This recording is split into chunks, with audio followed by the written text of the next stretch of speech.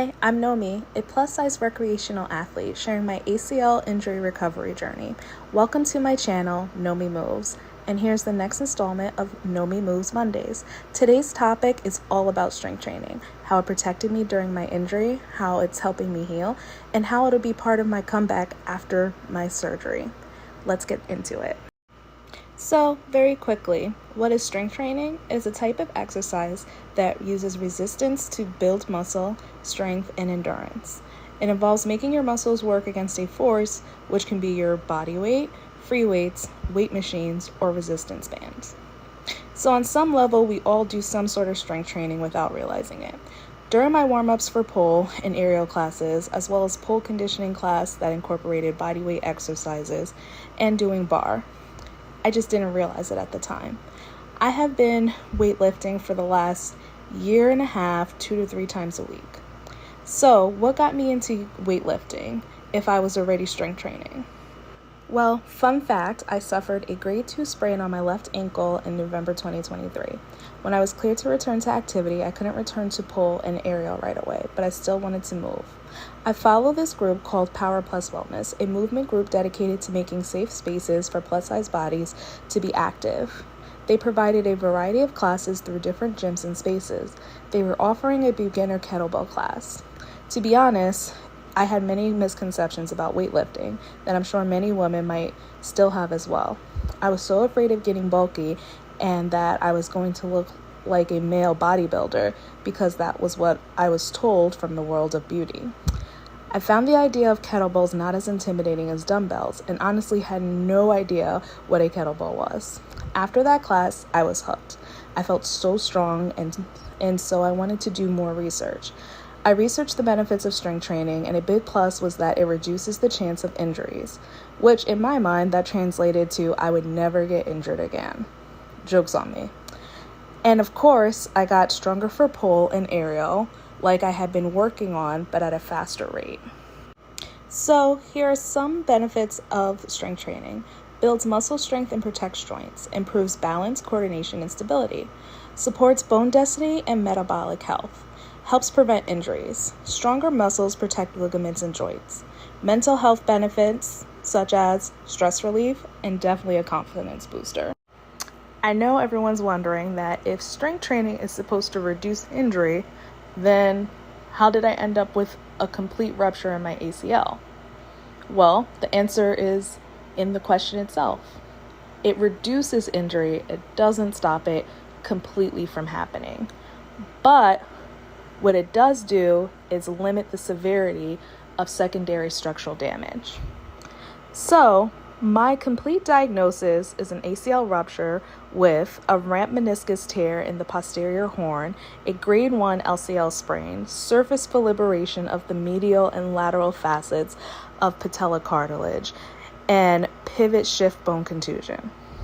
I know that sounds terrible, and it sounds like it's so much, and that actually strength training didn't do anything for me, but let me break it down for you.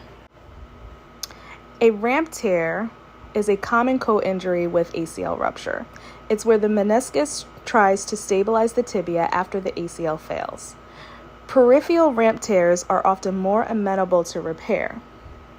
There's better blood supply, which means better potential healing, and less disruption of meniscus architecture, which also means a lower arthritis risk if treated.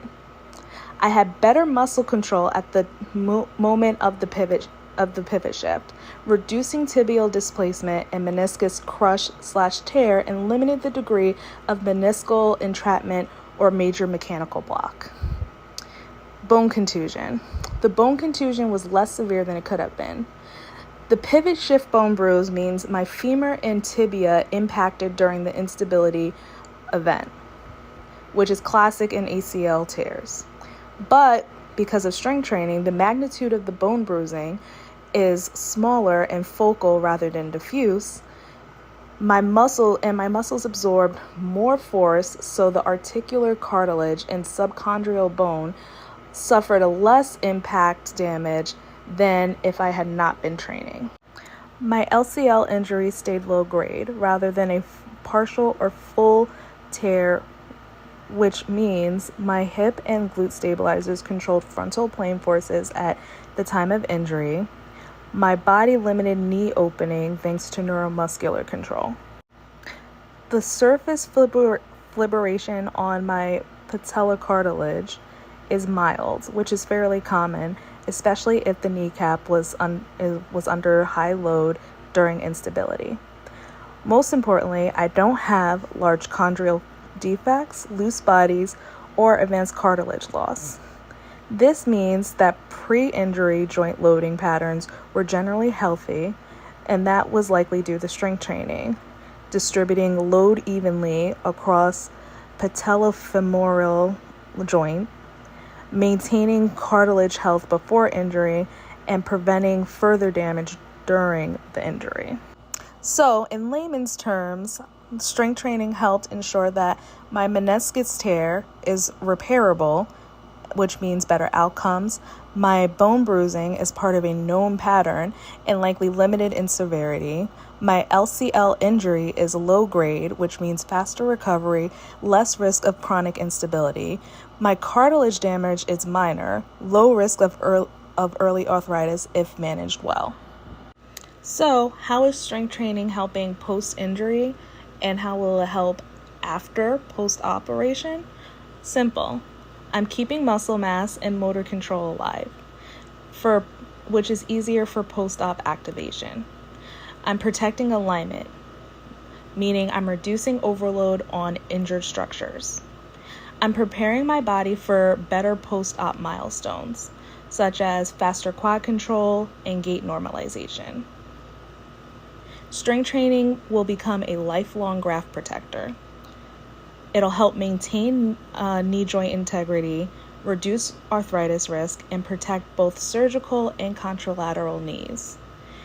And it will ensure my kinetic chain can handle return to sports, meaning pull, aerial, and lifting, and whatever else I decide to do, without creating compensatory movement patterns that would increase re-injury risk. If you haven't been doing enough strength training, I hope this video motivates you and encourages you to start. Strength training has so many benefits. If you never injure yourself, or even if you have injured yourself.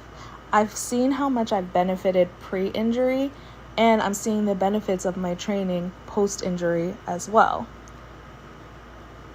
If you like this video, I can do another installment that goes into my preferred strength training methods, such as doing kettlebells and barbells, and why, as well as where I went to for group fitness classes, etc.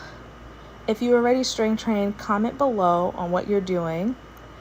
I would love to hear from you. And if you like the video, remember to subscribe to my channel. Like, follow, comment, share, please.